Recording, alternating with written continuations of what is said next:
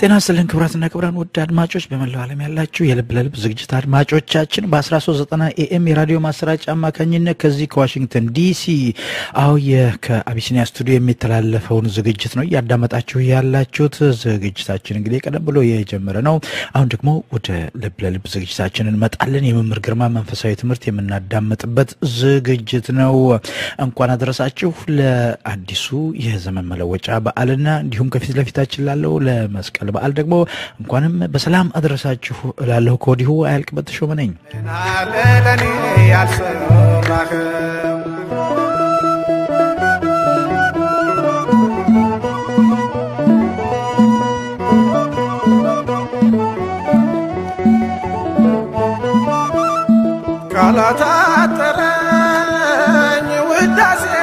ወደ አድማጮች መምህር በዛሬው ዕለት የሚያስተምሩን እርኩሳን መናፍስትን የማስወጣት አገልግሎትና ፈተናው በሚል ርዕስ በክፍል 94 ሃና ላይ የቀረበውን ነው።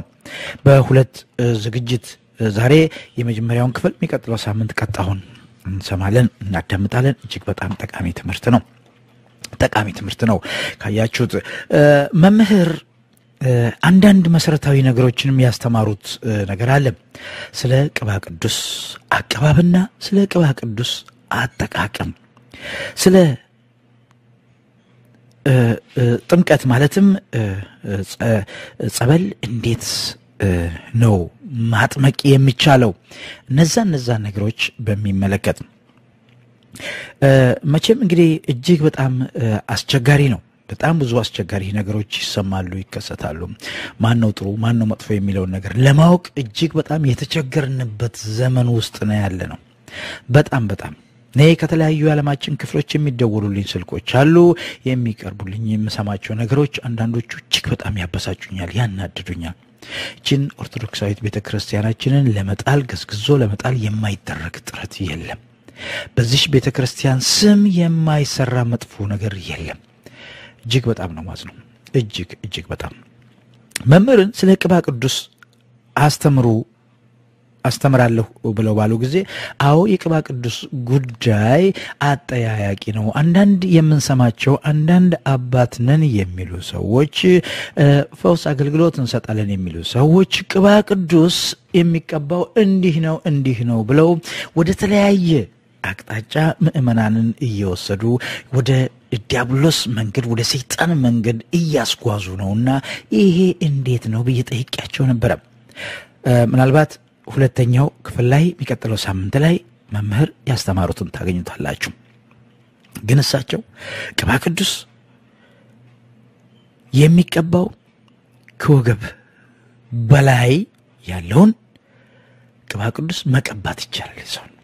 በአብዛኛው ደግሞ መንፈስ እዚህ ልብ ውስጥ ስለሚቀመጥ ልብ አካባቢ፣ ራስ ላይ፣ ፊት ላይ፣ እጆችን፣ ወገብን፣ ትከሻን እነዛን ነገሮች መቀባት ይቻላል።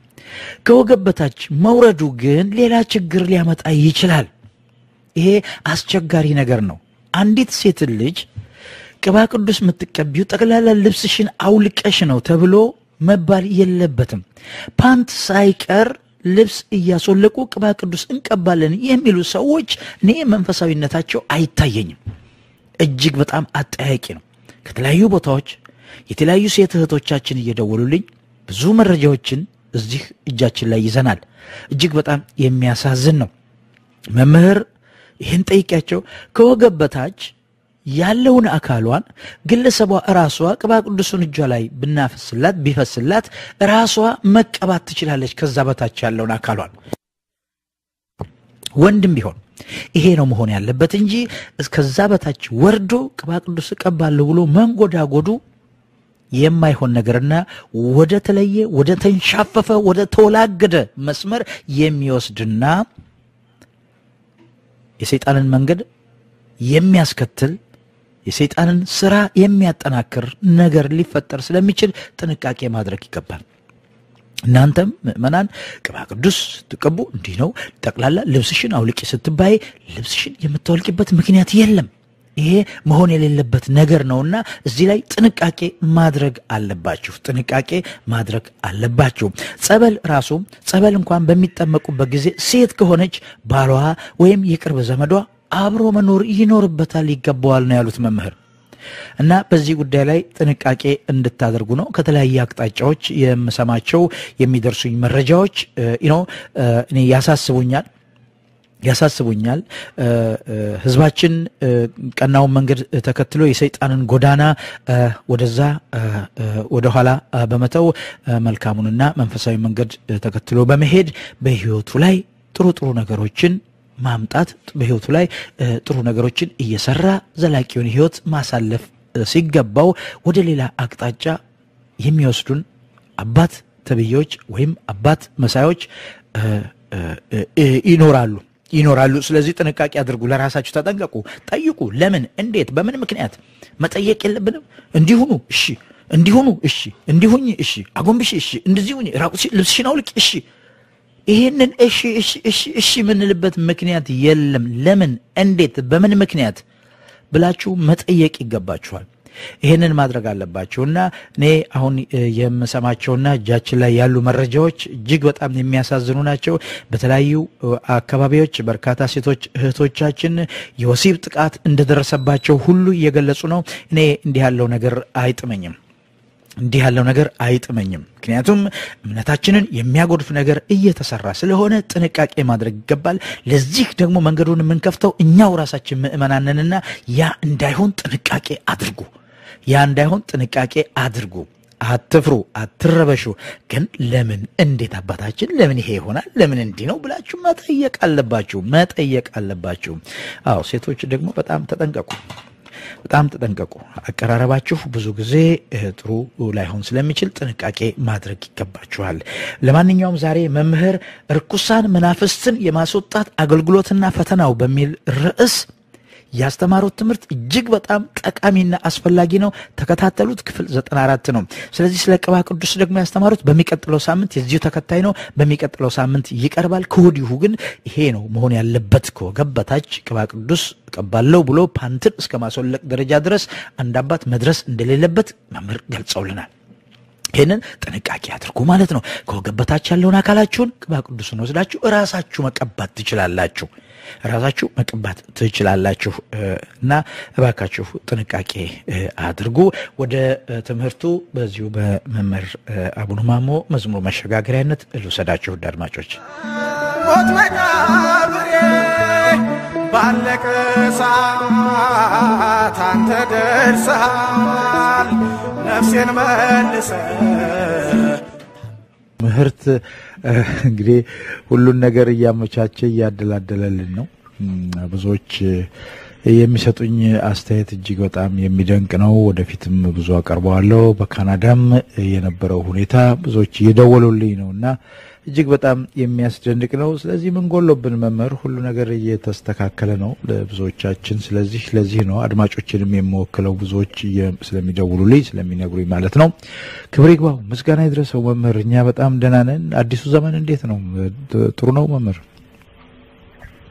እንግዲህ አዲሱ ዘመን አሁን 7ኛ ቀን ሆኗል ዛሬ ስላሴ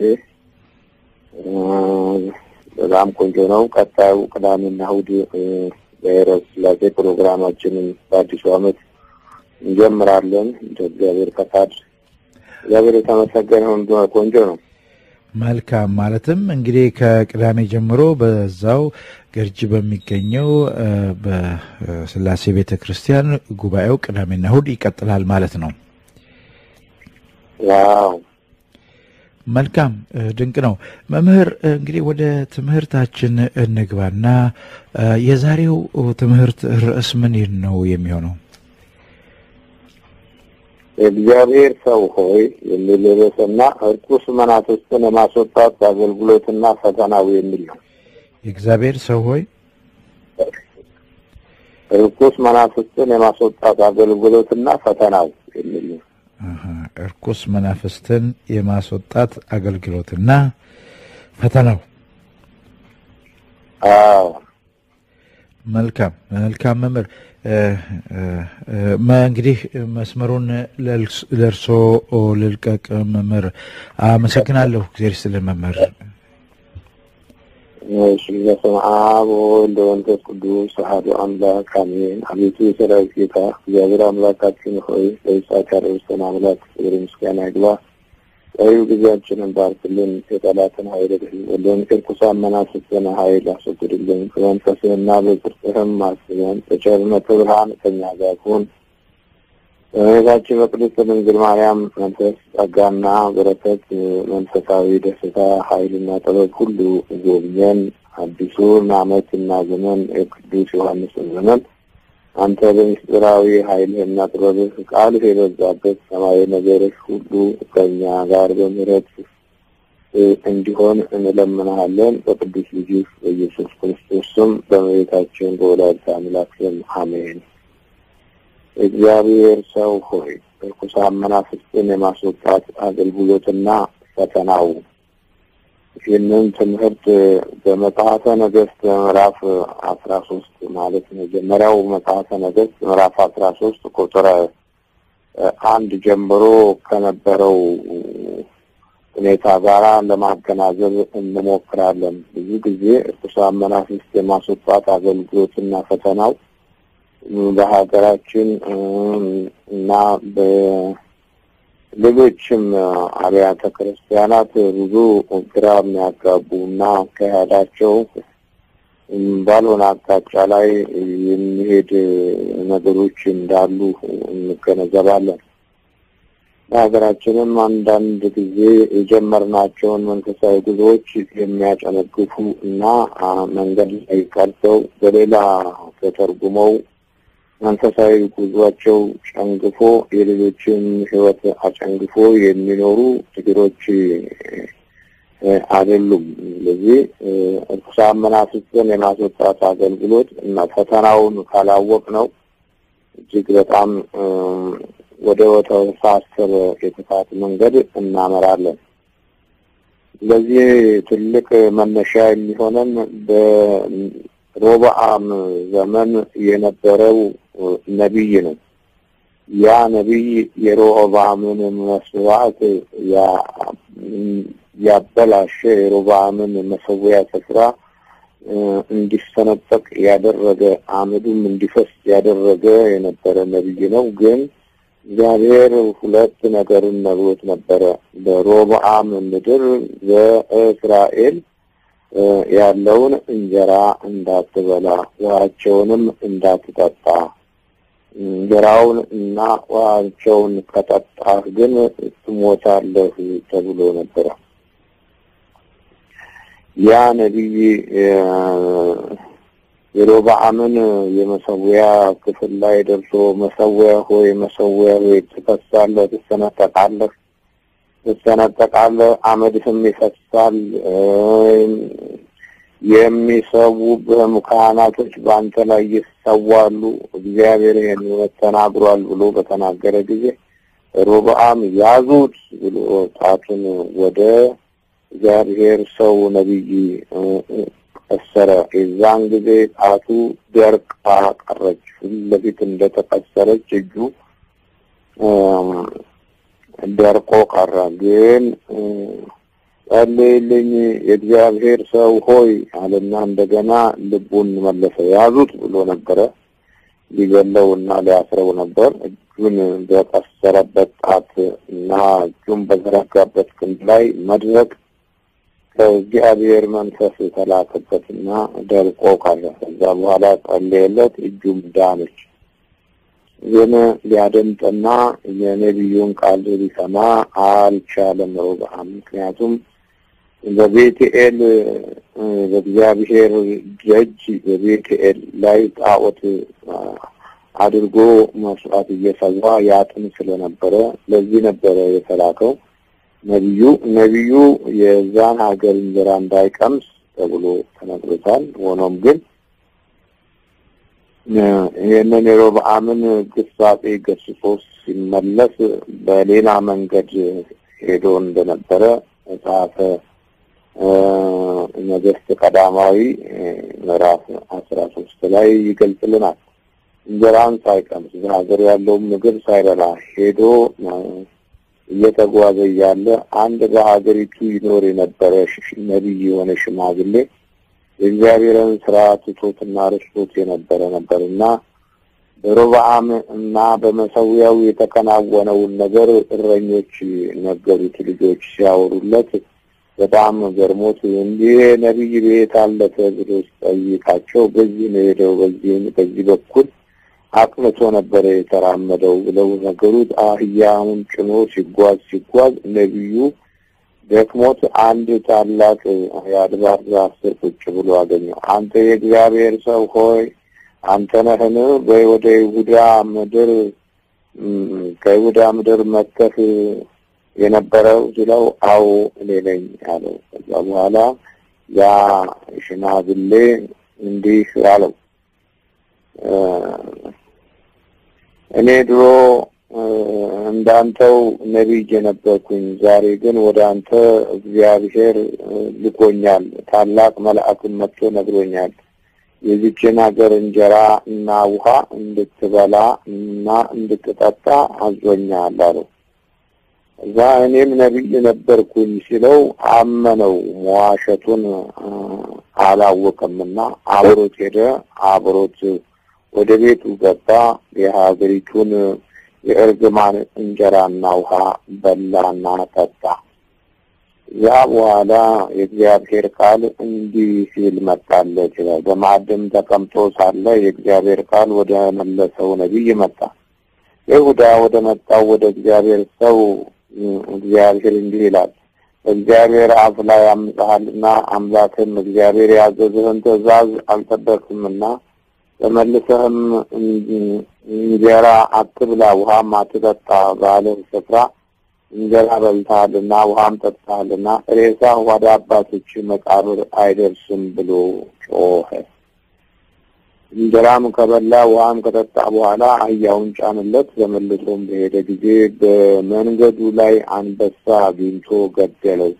ሬሳውም በመንገድ ላይ ተጋድሞ ነበር። አህያውም በእርሱ አጠገብ ቆሞ ነበር። አንበሳውም ደግሞ በሬሳው አጠገብ ቆሞ ነበር። እነሆም መንገድ አላፊ ሰዎች ሬሳው በመንገዱ ወድቆ አንበሳውም በሬሳው አጠገብ ቆሞ አዩ። መጥተውም ሽማግሌው ነቢይ ተቀምጦበት በነበረው ከተማ አወሩ ይላል። እንግዲህ አንበሳ የገደለው ነቢይ ማለት ነው። ምንድነው ይሄ ነገር የሚያመለክተው? ይሄ ነገር እንግዲህ ጉዞ ስንጀምር በመንፈሳዊ አገልግሎት የሚገጥሙን ፈተናዎች ብዙዎች ናቸው። ስለዚህ እነዚህን ፈተናዎች የምናልፍበት በአብዛኛው በተለይም ርኩሳን መናፍስትን የማስወጣት አገልግሎትና ፈተናውን ካልተገነዘብነው በአካሄድም ሆነ በመንፈሳዊ ጉዞ ልምዳችን ውስጥ ዲያብሎስ ዘልቆ የማጥቃት ችሎታ አለው። የመጀመሪያው ትልቁ ፈተና አምልኮትና የጸሎት ሰዓት መኖር የሚገባውን በሚገባ አለመገንዘብ ነው። የአምልኮትና የጸሎት ሰዓት መኖር በጣም ከዋነኛ ፕሮግራም ውስጥ ዋናው ክፍል ነው።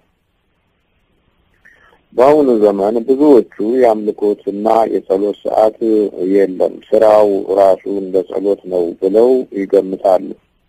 አንዳንድ ጊዜም ዝም ብለው የመድገም አካሄዶችን ይሄዱና የአምልኮቱን አስተብርኮቱንና ስግደቱንም ይዘነጉታል። ከዚህ የተነሳ መንፈሳዊ ኃይላቸው ይዳከማል። የዲያብሎስ የመናፍስት ስልትን ብዙ ጊዜ ሊያጠቃቸው ይችላል። የአምልኮትና የጸሎት ሰዓት በሚኖርበት ጊዜ ብዙ ማስተዋሎችና ብዙ መንፈሳዊ ግንዛቤዎች እንዲሁም የቃሉን ኃይል ለመመርመር እና ለምንናገረውም ሆነ ለምናስተምረው በቂ ጊዜ እና ሰዓት እናገኛለን። ያም በጸሎት የተጀመረና በአምልኮት ውስጥ ያለ ህይወት ከመሆኑ ጋር ተያይዞ ማለት ነው። በቀን ውስጥ 4 ወይ 5 ወይም 6 ጊዜ የጸሎት ሰዓት ቢያንስ በቀን 3 ጊዜ የጸሎት የአምልኮት ጊዜ መኖር በጣም አስፈላጊ ነው። ይሄ ከሌለ ግን በጣም የተወሳሰበ ነገሮች የህይወታችን ውስጥ ይገጥመናል። ከዲያብሎስ አሰራር ውስጥ ዋናውና ትልቁ የአምልኮትን የጸሎት ጊዜ ማዋከብ ነው። ብዙዎቹ አባቶች እና ብዙዎች ወንድሞች በመንፈሳዊ ነገር በሚነሱበት ጊዜ በዋከባ ጊዜያቸው ያልቃል። ዲያብሎስ በዚህ አሰራር ውስጥ ትልቁ እርምጃው የጸሎትን ሰዓት ማዘናጋት ነው። አሁን እዚህ የነበረው ነቢይ መሰዊያውንም ሰንጥቆ የመሰዊያውንም አመድ አፍስሶ የኢዮርብዓምንም ጣት አድርቆና መልሶ አስተካክሎ እንደገና በጸሎት የተመለሰ ነቢይ ነው። ግን እንጀራም አልበላም ውሃም አልጠጣም። የአምልኮት ጊዜ ስላልነበረው በአድባር ዛፍ ስር ቁጭ እንዳለ ሐሰተኛ የሆነ ሽማግሌ ነቢይ መጥቶ የለም የእግዚአብሔር መልአክ ብላ ብሎሃል ብሎ ሲነግረው አመነ። እንግዲህ በዚህ አይነት ሁኔታ ውስጥ የነበረው መንፈሳዊ ጉዞ የእግዚአብሔር ሰው ሆይ ይባል የነበረው የእግዚአብሔር ሰው አንበሳ ገደለው። አህያውን ሳይነካ እሱን ገሎ አጠገቡ የቆመ አንበሳ እናያለን። ለዚህ ዋናው ምክንያት ምንድነው ስንል የአምልኮት ጊዜን መስራት ነው። የአምልኮት ጊዜን መዘንጋት ነው። በሁለተኛ ደረጃ በግብዣና በምግብ አይነቶች መጠመድ ነው። ልክ እንደዚሁ በዘመናችን ብዙ መንፈሳዊ አገልጋዮች በምግብ ግብዣና ዙሪያውን በሚከቡ ሰዎች ስራ ውስጥ የምግብ አይነት ውስጥ መደበቅ ወይም በዛ መያዝ ብዙ መንፈሳዊ አገልግሎት ላይ ጉዳት ሊያመጣ ይችላል። ምክንያቱም ግብዣዎች ብዙ ችግር አለባቸው። አንደኛ የጋባዦቹ መንፈስና ጠባይ፣ ሁለተኛ ተጋባዡ ለአምልኮት ባልሰጠበት ጊዜና ሰዓት ውስጥ የሚመገበው እንጀራ የሚያስከትለው ውጤትና በመናፍስቱ አካሄድ ውስጥ እይታ ውስጥ የመግባት ጠባያቶቹ እጅግ በጣም ይወሳሰባሉ። በግብዣና በምግብ አይነቶች ዙሪያ ውስጥ ያሉ ነገሮች ዲያብሎስ ቀስ ብሎ ስር ሰዶ የሆዳምነትን ጠባይ እንዲይዝ ያደርጋል። ስለዚህ እርኩሳን መናፍስትን ለማስወጣት በግብዣ ክልል ውስጥ መደበቁ በጣም አደገኛ የሆነ አካሄድን ያመጣል። ዛሬ በእኛ በሀገራችን ብዙ እናቶች ብዙ እህቶች በመንፈሳዊ አገልግሎት ያሉ ሰዎችን እንዳይጎዱ፣ እንዳይቸገሩ፣ እንዳይራቡ በሚል አካሄድ ውስጥ መናፍስት ተደብቀው የተለየ ስራ እንደሚሰሩ ግንዛቤ ብዙዎቹ የላቸውም። በግብዣ ላይ ያለው የመናፍስት ስራ ተጋባዡን መንፈሳዊ አገልጋይ እያዳከመውና የሆዳምነት መንፈስ እየጨመረ እንዲመጣ ያደርገዋል። የምግብ አይነቱና ጠባያቱ ደግሞ የዛኑ ያህል እየበዛ በመጣ ቁጥር ለአምልኮትና ለጸሎት የሚሰጠው ጊዜ እየጠፋ ይሄዳል። ከዚህ አንጻር እርኩሳን መናፍስት የገመቱት ሰው ይሆናል ማለት ነው እና በቀላሉ በዲያብሎስ የጥፋት መንገድ ውስጥ ለመግባት በጣም ግልጽ ነው። እዚህ ላይ ይህ ታላቅ የእግዚአብሔር ሰው የነበረው ነቢይ አትብላ ያለውን የዛን ሀገር እንጀራ በላ፣ አትጠጣ ያለውን የዛን ሀገር ውሃ ጠጣ። የዛ ሀገር ውሃና እንጀራ በጣዖት የተመከለ በክፉ መንፈስ የተመረዘና ዲያብሎስ በዘመኑ የነበረውን የእስራኤልን እንጀራ ያረከሰበት ጊዜ ስለነበረ ነቢዩ ከዚህ ከክፉ ማዕድ እንዲካፈል አልፈቀደለትም። ስለዚህ በአምልኮት ውስጥ ስላልነበረ ነብዩ የመጸለያ ጊዜ አላገኘም። ጊዜውን ዝም ብሎ በጉዞ ነው የጨረሰው። ከዚህ የተነሳ ውሸታም ነብይ፣ ውሸታም ሽማግሌ ከፊቱ መጥቶ የጌታ መልአክ አዞኛልና መጥተህ በቤት ያለውን እንጀራና ውሃ ብላና ጠጣ አለው። እና ከዲያብሎስ አሰራር ውስጥ እንግዲህ ሁለተኛው በግብዣ በኩል የሚገባው የመናፍስት ጉዳት ርኩሳን መናፍስትን ለማስወጣት ሆነም ለመለየት በጣም ያስቸግራል። ምክንያቱም በየሰዓቱ ዛባጆች መብዛት፣ የምግቡ አይነት እነዚህ መንፈሳዊ ህይወት ላይ ጥቃትን የሚፈጽም ይሆናል። እና ግብዣው አያስፈልግም ማለት ሳይሆን በመጠኑ መሆን ይኖርበታል። በጉዞ ውስጥ በመንፈሳዊ ጉዞ ውስጥ እህል እንጀራን እና ውሃን ብቻ የሚያይ ከሆነ ድካሙ እየበረታና እየጨመረ ስለሚመጣ የርኩሳን መናፍስትን ጥቃት ላይ የመንፈሳዊ ኃይሉ እና መንፈሳዊ ሞገሱ በምግብ አፍቃሪነት ይለወጣል።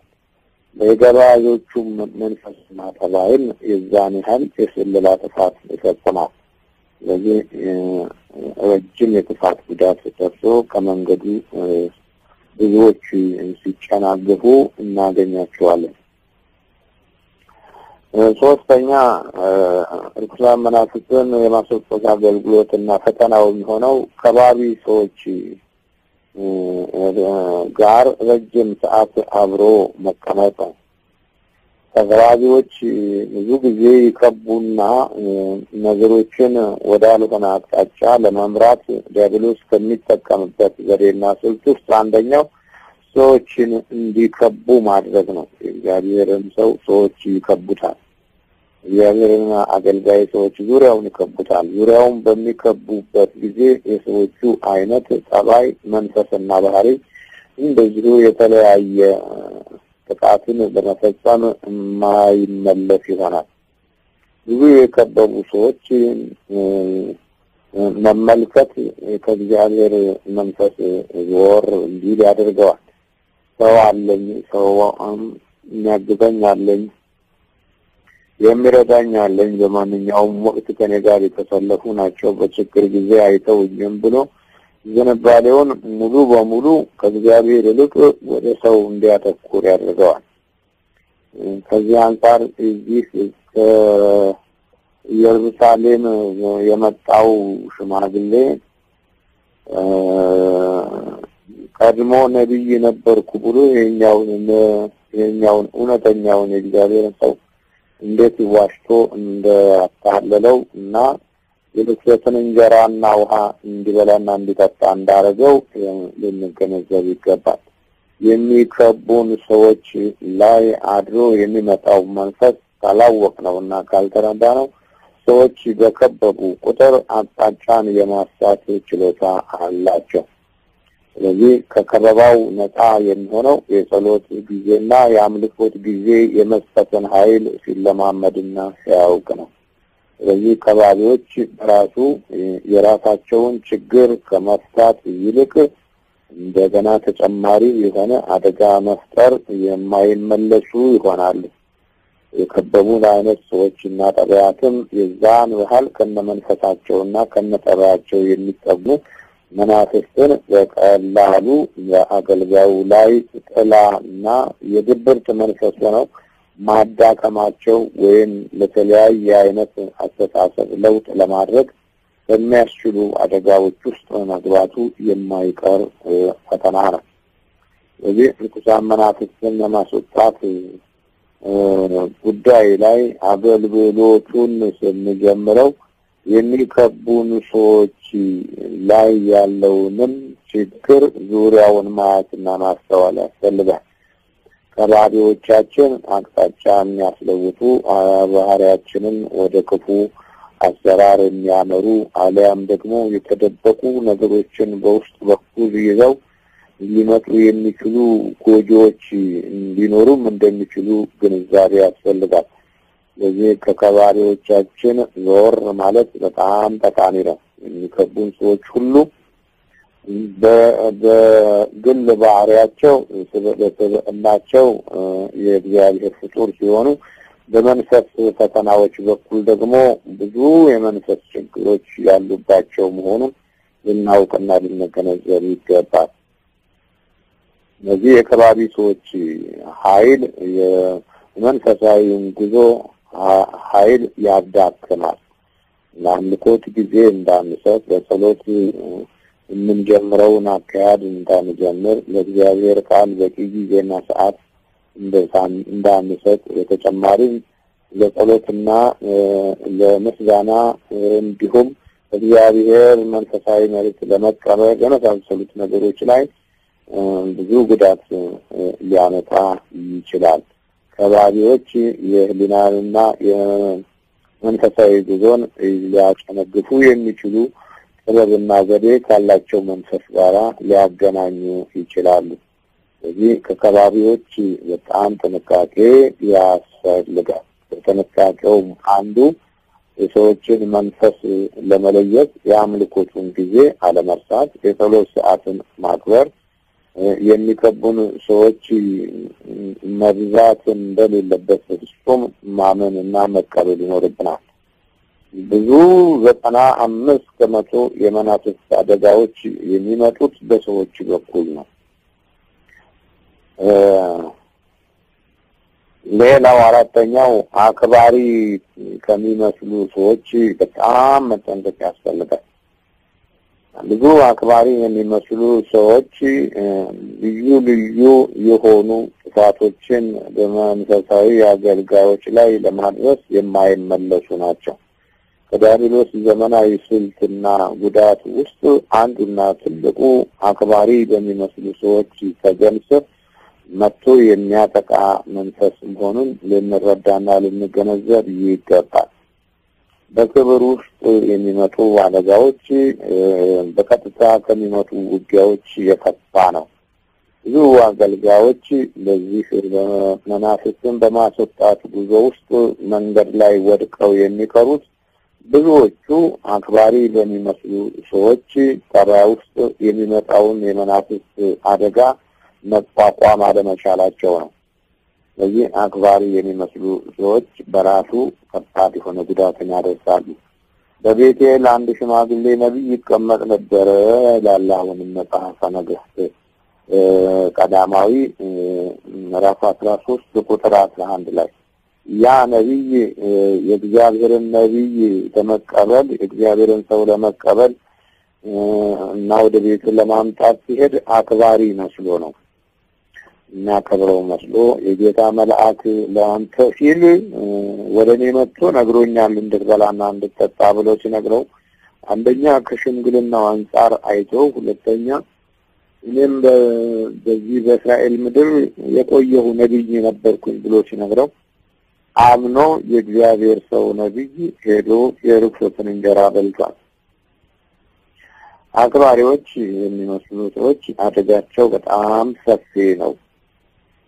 ተከባሪው የእግዚአብሔር አገልጋይ ርኩሳን መናፍስትን ለማስወጣት በሚያደርገው መንፈሳዊ ጸጋ ጉዞ ውስጥ እንጂ በተለየ መንገድ የክብር ስጦታ ለመስጠት መጥተው አይደለም። በጸጋ ውስጥ ነው የተከበረው እና ያ የሚከበረው አገልጋይ በክብር ውስጥ እንዳይወድቅ ያከበሩት ሰዎች መንፈስና ጠባይን መለየትና ማወቅ ይኖርበታል። ስለዚህ መክበር ያለበት እግዚአብሔር ነው። የአገልጋዩ ትልቁ ዓላማ እግዚአብሔርን ማስከበር ነው። እግዚአብሔርን መንፈስ ለሰዎች ማደር እንጂ ክብሩን ተቀብሎ መሞገስና መወደሱ የሚያስከትለው ውጤት በሰዎቹ ላይ ያደረው መንፈስ አክባሪ መስሎ በውስጡ ገብቶ ጥቃትን እንደሚፈጸም ብዙ ጊዜ ግንዛቤ ከማጣት የተነሳ ብዙ መንፈሳዊ አገልጋዮች ከዚህ ከርኩሳን መናፍስት ጉዞ ላይ አደጋ ገጥሟቸው ጨንግፈው ከመንገድ የቀሩ ጥቂቶች አይደሉም። ስለዚህ አክባሪ ከሚመስሉ ሰዎች እና መንፈስ መጠንቀቅ አስፈላጊ ነው ማለት ነው። ትልቁ ፈተና በክብር ውስጥ የሚመጣው ኃይል የሚያደርሰው ጉዳት ነው። አክባሪ መስለው ወደ አልሆነ አቅጣጫ የሚጠመዝዙ ሰዎች አሉ። አክባሪ መስለው ረዳት አማካሪ መስለው ወደ አልሆነ የጥፋት መስመር የሚመሩ አሉ። እነዚህም ውስጥ በጾታ ሲለዩ ሴቶችን ወይም ወንዶች ሊሆኑ ይችላሉ። በብዛት አክባሪ የሚመስሉ የሴቶች መንፈስ በጣም አደጋ ሊያስከትል እንደሚችል ልናውቅና ልንረዳ ያስፈልጋል። ምክንያቱም የምንዋጋው ከተደበቀ ከክፉ መንፈስ ጋር ስለሆነ። ለዚህ ነው ቅዱስ ጳውሎስ እኛ የምንዋጋው ከስጋና ከደም ጋር አይደለም፣ በሰማያዊ ስፍራ ከነበረው ከክፉ መንፈሳዊ ሰራዊት ጋር ነው በማለት የተናገረው። ስለዚህ የጨለማ አበጋዝ የሆነው ክፉ መንፈስ በክብ ውስጥ ጠልፎ ለመጣል የሚያደርጋቸው ጉዞዎች ከባድ መሆኑን ልንረዳና ልንገነዘብ ይገባል። አክባሪ የሚመስሉ ክርስቲያኖችም ይህንን ግንዛቤ ውስጥ ማስገባት ይኖርባቸዋል። በአክብሮት ጥላ ውስጥ ሊመጣ የሚችለውን ፈተና ከወዲሁ ካልተረዱት ለአገልጋዮች ታላቅ እንቅፋት ሊሆኑ ይችላሉ። አክባሪዎች በሶስት መንገድ ይታያሉ። አንደኛው ጸጋን አይተው የሚያከብሩ፣ ሁለተኛው በተፈጥሯቸው አክባሪ የሆኑ ሰዎች፣ ሶስተኛው ለተንኮል እና ለክፉ መንፈስ ስራ የሚያከብሩ ሲሆኑ ለክፉ እና ለተንኮል የሚያከብሩት ሳያውቁትም ሆነ አውቀውት በመናፍስት ጥበብ ጠልፎ ለመጣል የሚያደርጉትን ሴራ አገልጋዩ ካላወቀው በአጭሩ ይዘው ይጨነግፋል፣ በአጭር መንገዱ ይዛባበታል ማለት ነው። ስለዚህ የአክባሪዎች ጠባያት በዚህ የተለያዩ ናቸው። በተፈጥሮ የሚያከብሩት ስለ ራሳቸው መንፈሳዊ ቅበላ እና የእግዚአብሔርን ክብር እንዲደርሳቸው ሲሆን፣ ሌሎቹ ደግሞ የሚያከብሩት ጸጋውን አይተው ሊሆን ይችላል።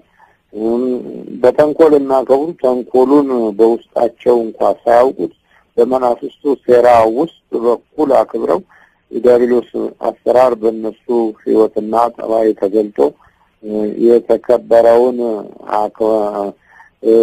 አገልጋይ አሽመድምዶ ለመጣል በሚያቴር መንፈስ ውስጥ እንዲያልፉ መንፈሱ ያስገድዳቸዋል። ስለዚህ የክብር ጠባያቶች የእግዚአብሔርን ኃይልና ጸጋና ሞገስ የሚተናኮል ሆኖ አገልጋዩን ከክፉ መናፍስት ጥቃትና የጥቃት ዘዴ እንዳያመልጥ ያደርገውና መንገዱ ይጨነግፍበታል ማለት ነው። አምስተኛው ዝና የሚያመጣውን አደጋዎች መለየትና ማወቅ ያስፈልጋል። እዚህ ጋር የምናየው ነቢይ በአንበሳ የተበላው፣ የርኩሰት እንጀራ የበላው፣ አህያው ቀርታ እሱ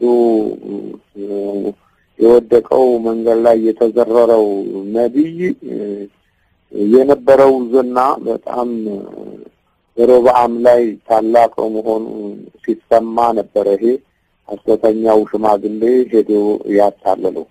ስለዚህ ዝና የሚያመጣውን አደጋዎች ከወዲሁ ካላወቅን በመሰረቱ መንፈሳዊ ጉዟችን በዲያብሎስ መሰሪነት መንገድ ላይ ይጨነግፋል።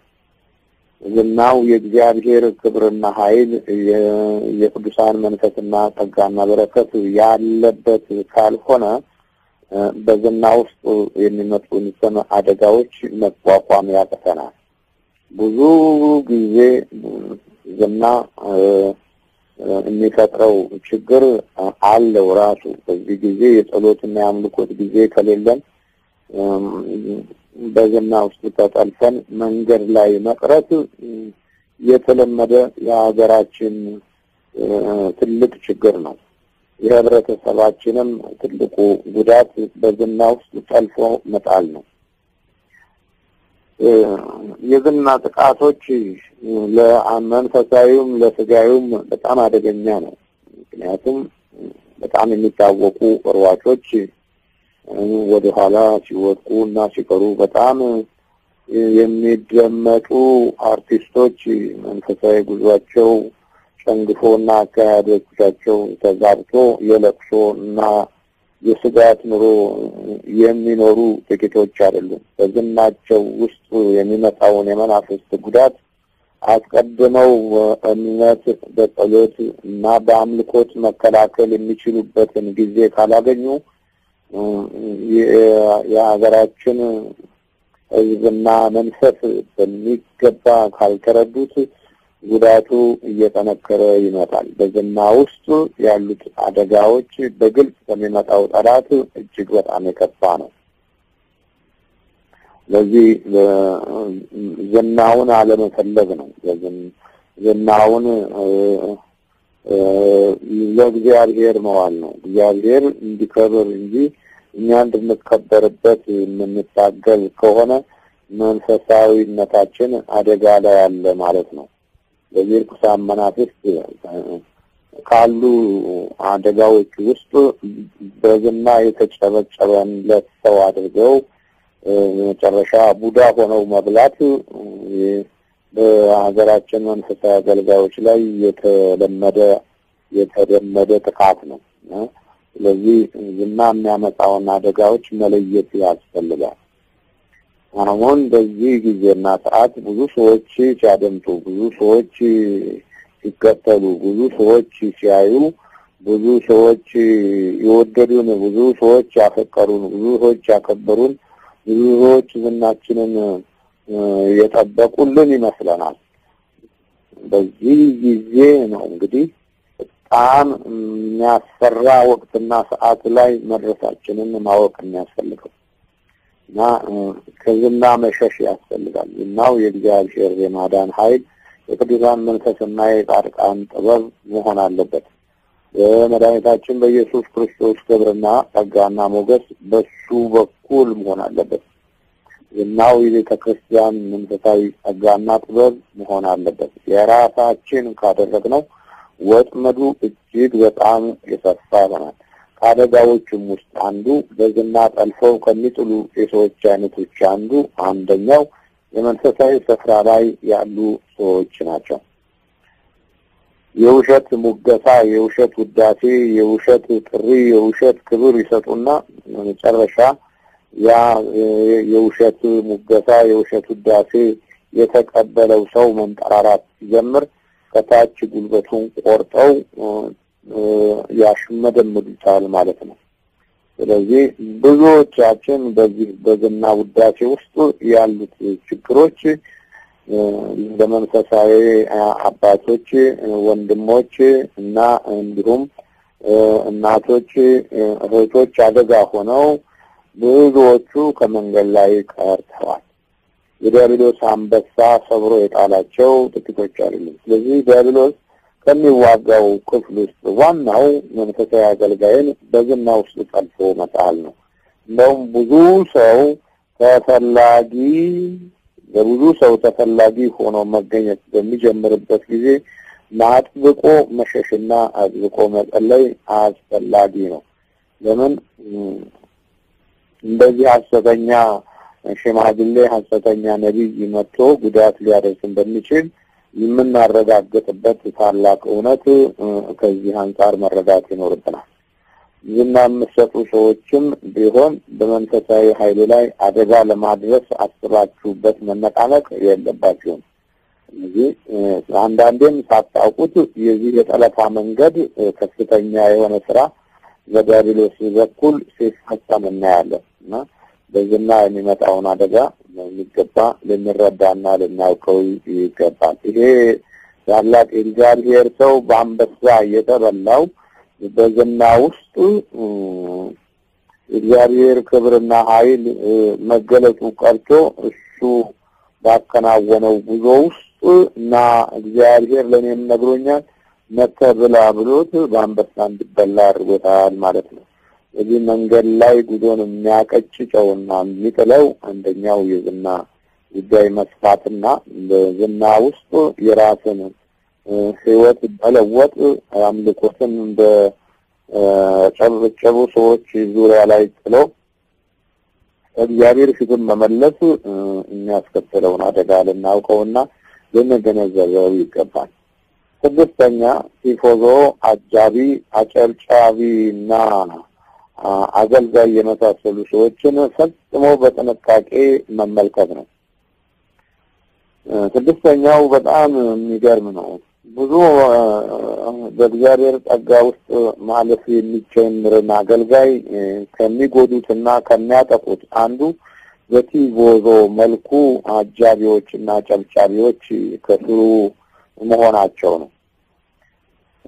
እነዚህ አጃቢዎች፣ አጨብጫቢና አገልጋዮች የሚመስሉ ሰዎች ውስጥ የዲያብሎስ አሰራር በጣም ሊያደባ እንደሚችል ልንገነዘብ ይገባል። ብዙዎቹ ሲያጅቡን ብዙ መንፈሶች ከኋላችን እንዳሉ ልናውቅና ልንረዳ ልናስተውል ይገባል። ብዙ መንፈሳዊ አገልግሎት ሰጪዎች በሀገራችን ብዙ አጃቢዎች ሲኖራቸው የተወደዱ የተመረጡ እና በጣም ሰው ልብ ውስጥ የገቡ ይመስላቸዋል። በዚህ ውስጥ ያለውን ደባና ክፉ ተንኮሎች እስከ መጨረሻው ድረስ ሊያደቁ የሚችሉ የዲያብሎስ አንበሳ ጉልበተኞች በሰው ልብ ውስጥ እንደሚያደቡ ልናስተውል ይገባል። ለዚህ ሰዎች ሲያጨበጭቡልንና አጃቢዎች ሲሆኑልን በመሰረቱ በጣም አደገኛ አካሄድ ሊመጣ እንደሚችል የምንገነዘበው የአምልኮት ጊዜያችንን ይሻሙናል። አጃቢዎች ሲኖሩ የጸሎቱን ጊዜ ያባክኑብናል። ከዚህ የተነሳ ለዲያብሎስ አሰራር የተጋለጠን እንሆናለን። ያ ታላቅ ነቢይ ይህ ሽማግሌ መጥቶ ሲያጅበው እና ሲያዋክበው እግዚአብሔር በመልአኩ በኩል ነግሮኛል ሲለው ብቻ ወዲያውኑ ልቡ ተለወጠ። ለምን ሲባል የጸሎት ጊዜ አልነበረውም፣ የአምልኮት ጊዜ አልነበረውም። ሽማግሌውን ሰው በመልኩና በውበቱ በጢሙና በሪዙ አይቶት ወደ ቤቱ ሲገባ ያመጣን እንጀራ እንዲበላ ሲጋብዘው ሞቱን አልሞተለትም። በአንበሳ ተበልቶ ወድቆ መንገድ ላይ ተዘርሮ ሌሎችም እስኪፈሩና እስኪደነግጡ ድረስ አወዳደቁ የሚያስገርም ሆነ። መበላት የነበረበት አህያው እንጂ ነብዩ አልነበረም። አንበሳው ግን ነብዩን በልቶ አህያው አጠገብ ቆመ። ከአህያው ጋር ተጫወተ። አንበሳው የሚጫወት የነበረው ከነብዩ ጋር ነበር። አሁን በሚገርም ሁኔታ በአንበሳ ተበላ። ያመጣ እንጀራ ውስጥ ስለነበረ፣ ያመጣ ዋጋ ውስጥ ስለገባ፣ የእግዚአብሔርን ቃል ስለተወ ማለት ነው። ስለዚህ አጃቢዎች ብዙ ጊዜ እያጨበጨቡ ወደ መቀመቅ እንደሚወስዱ ልናውቅ ይገባል። ይህም ደግሞ ሰዎች ወደው ሳይሆን በመናፍስታቸው የመጥለስ ችሎታቸውን ካልተረዳን በመንፈሳዊ ጉዟችን ውስጥ ትልቅ ድቀት የሚታይብን ይሆናል እና ቲፎዞ፣ አጃቢ፣ አጨብጫቢ አገልጋይ አያስፈልገንም። እኛ አገልጋዮች እንጂ የግል አገልጋዮች በሚበዙበት ጊዜ፣ የግል አጨብጫቢዎች በሚበዙበት ጊዜ ጠልፈው የመጣል ኃይላቸው እጅግ በጣም ከባድ ይሆናል ማለት ነው። ዛሬ በሀገራችን የዚህ አይነት ችግሮች ተወሳስበው መንፈሳዊ ጉዳትን ሲፈጽሙ እናያለን። ብዙ ባህታውያን፣ ብዙ አገልጋዮች በዚህ ተጠልፈው ወደ አልሆነ አቅጣጫ ገብተው በመጨረሻ በጠብ፣ በሐሜት፣ በተንኮል አሰራር፣ በምትሃትና በአስማት ጎዳና ውስጥ ወድቀው የሚታዩ ጥቂቶች አይደሉም። ይህም ከቲፎዞ፣ ከአጃቢ፣ ከአጨብጫቢ አገልጋዮች ጋራ የተያያዘ ውድቀትና ድቀት ነው። በዚህ መንገድ ላይ የመቅሪያ አንደኛው መንገድ ሰዎች በብዛት ሲያጅቡን እና ቲፎዞዎች በሚሆኑበት ጊዜ መንፈሳዊ ጉዞ ይዳከማል። የምንሰራው ለቲቦዘና ለአጃቢዎች ሳይሆን የምንሰራው ለቤተክርስቲያንና ለክርስቶስ መሆን ይኖርበታል። እዚህ አንጻር ክፉን የመናፍስት አደጋ ልንቋቋም የምንችለው እንዲህ አይነት አካሄዶች ከልቦናችን ውስጥ አውጥተን ስንጥል ነው። ስለዚህ ርኩሳን መናፍስትን የማስወጣት አገልግሎት ውስጥ ካሉ ትልልቅ ፈተናዎች የአጃቢዎች መብዛትና የአጨብጫቢዎች ኃይል መጠንከር ነው። እነዚህ ነገሮች በጣም ታላቅ ጉዳት አላቸው። በዝና ውስጥ የሚመጣው አደጋ በስተጀርባ ለብዙ ጊዜያት የተከተሉን ተከታዮቻችን በራሱ ክርስቶስን መሆኑ ቀርቶ አገልጋዮችን ብቻ የሚከተሉ አይነት እየሆኑ ይቀረጻሉ። በዛ ውስጥ የሚመጣውን የመናፍስት ሴራ ብዙዎቹ ሊገነዘቡት ስለማይችሉ ሰውየው ሲፈርስ አብረው ይፈርሳሉ፣ ሰውየው ሲወድቅ አብረው ይወድቃሉ፣ ሰውየው ሲጠፋ አብረው ይጠፋሉ። ስለዚህ መሰናክሉ የበረታና የጨመረ ይሆናል። ስለዚህ ከቲቦዞና ከአጃቢዎች እና ከጨብጫቢ አገልጋዮች በጥንቃቄ ዞር ማለት አስፈላጊ ነው። የተለያዩ አይነት የአስተሳሰብ ድቀቶች አሉ።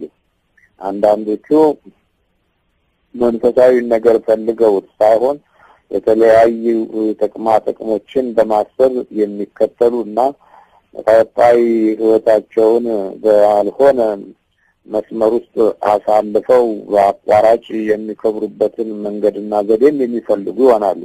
አንዳንዶቹም ደግሞ በኃጢአትና በክፉ መንፈስ አሰራር ጠልፎ የመጣልን መንፈስ ይዘው ሊጠጉ ይችላሉ። አንዳንዶቹም ደግሞ የመንፈሳዊ ጉዞውን ለማጨንገፍ ከተደበቁ ሴራና ተንኮሎች ጋርም የመቅረብ ችሎታዎች ሊኖራቸው እንደሚችል ግንዛቤ ሊኖረን ይገባል። ይህ ካልሆነ ግን ሁሉም ይወደኛል፣ ሁሉም ያፈቅረኛል የሚል አገልጋይ የክርስቶስን ፍቅርና ጸጋ ሰው ላይ በመጣል ከሰዎች የሚቀበለውን ክብር እና ፍቅር ብቻ የማምለክ ጠባይ እንዲይዝ ያደርጉታል። ከዛ አንጻር የሚመጣውን ጉዳት ሳንገነዘብ እንቀርና መንገዳችን በሰዎች እና በሰይጣን ይጨናገፋል ማለት ነው።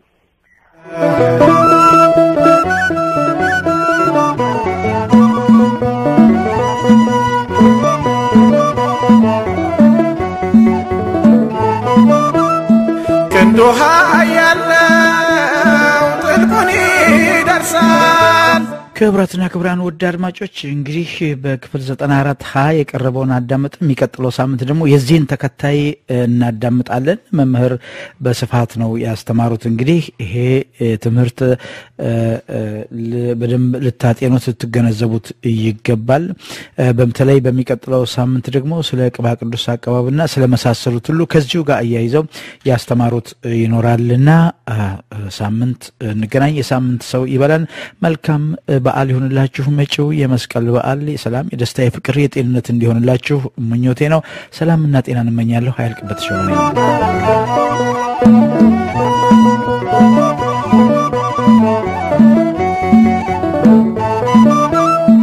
እኔ አልዓዛር ነኝ ለቤተሰቤ የተፈጸመ ሞት መቃብሬ ባለቀ ሰዓት አንተ ደርሰሃል። ነፍሴን መልሰህ ታምር ሰርተሃል። አዳንከኝ ጌታ አዳንከኝ፣ አቆምከኝ አንተ ፈወስከኝ። እጄን በእጅ ይዘህ አጸናኸው፣ ምን አለ ለኔ ያልሰራኸው?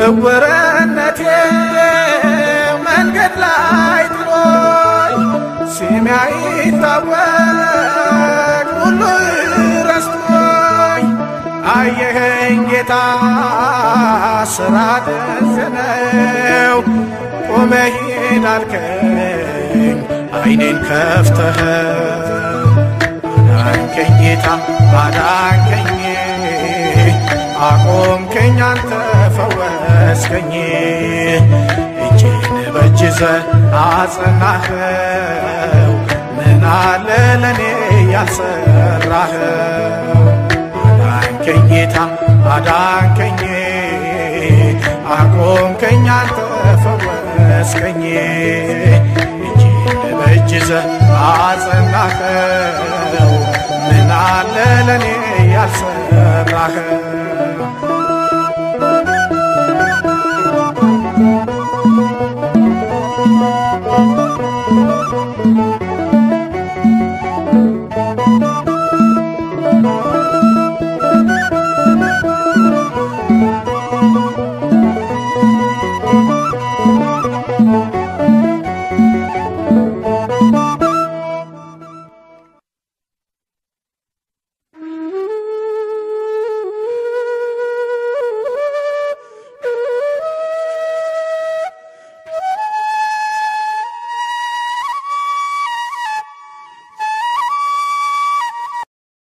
የድብርት መንፈስ ነው ማዳከማቸው ወይም ለተለያየ አይነት አስተሳሰብ ለውጥ ለማድረግ በሚያስችሉ አደጋዎች ውስጥ መግባቱ የማይቀር ፈተና ነው።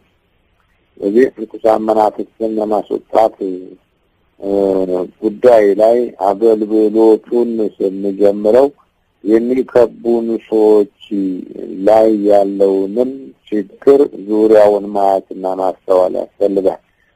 ከባቢዎቻችን አቅጣጫ የሚያስለውጡ ባህሪያችንን ወደ ክፉ አሰራር የሚያመሩ አሊያም ደግሞ የተደበቁ ነገሮችን በውስጥ በኩል ይዘው ሊመጡ የሚችሉ ጎጆዎች ሊኖሩም እንደሚችሉ ግንዛቤ ያስፈልጋል። ስለዚህ ከከባቢዎቻችን ዞር ማለት በጣም ጠቃሚ ነው። የሚከቡን ሰዎች ሁሉ በግል ባህሪያቸው ስለተናቸው የእግዚአብሔር ፍጡር ሲሆኑ በመንፈስ ፈተናዎች በኩል ደግሞ ብዙ የመንፈስ ችግሮች ያሉባቸው መሆኑን ልናውቅና ልንገነዘብ ይገባል። እነዚህ የከባቢ ሰዎች ኃይል የመንፈሳዊውን ጉዞ ኃይል ያዳክማል። ለአምልኮት ጊዜ እንዳንሰጥ በጸሎት የምንጀምረውን አካሄድ እንዳንጀምር ለእግዚአብሔር ቃል በቂ ጊዜና ሰዓት እንዳንሰጥ በተጨማሪም ለጸሎትና ለምስጋና እንዲሁም እግዚአብሔር መንፈሳዊ መልእክት ለመቀበል የመሳሰሉት ነገሮች ላይ ብዙ ጉዳት ሊያመጣ ይችላል። ከባቢዎች የህሊናንና የመንፈሳዊ ጉዞን ሊያጨነግፉ የሚችሉ ጥበብና ዘዴ ካላቸው መንፈስ ጋር ሊያገናኙ ይችላሉ።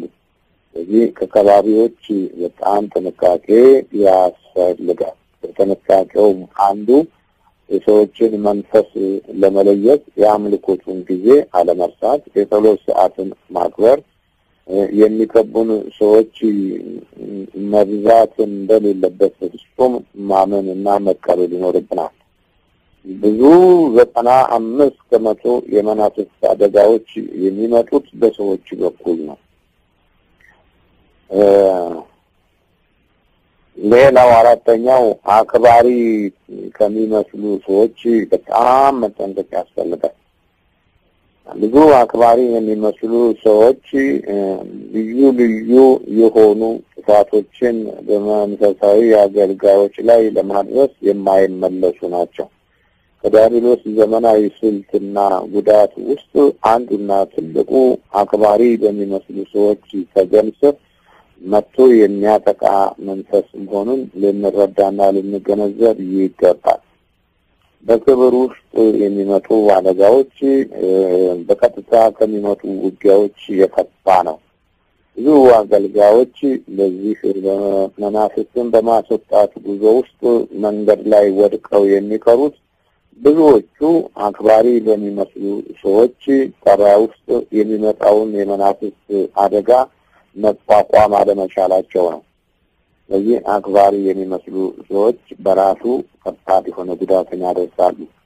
በቤቴ ለአንድ ሽማግሌ ነቢይ ይቀመጥ ነበረ ይላል አሁንም መጽሐፈ ነገሥት ቀዳማዊ ምዕራፍ 13 ቁጥር 11 ላይ ያ ነቢይ የእግዚአብሔርን ነቢይ ለመቀበል የእግዚአብሔርን ሰው ለመቀበል እና ወደ ቤቱ ለማምጣት ሲሄድ አክባሪ መስሎ ነው የሚያከብረው መስሎ የጌታ መልአክ ለአንተ ሲል ወደ እኔ መጥቶ ነግሮኛል እንድትበላና እንድትጠጣ ብሎ ሲነግረው አንደኛ ከሽምግልናው አንጻር አይቶ ሁለተኛ እኔም በዚህ በእስራኤል ምድር የቆየሁ ነቢይ ነበርኩኝ ብሎ ሲነግረው አምኖ የእግዚአብሔር ሰው ነቢይ ሄዶ የርኩሰትን እንጀራ በልቷል።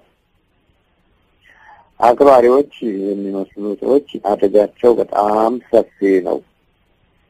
ተከባሪው የእግዚአብሔር አገልጋይ ርኩሳን መናፍስትን ለማስወጣት በሚያደርገው መንፈሳዊ ጸጋ ጉዞ ውስጥ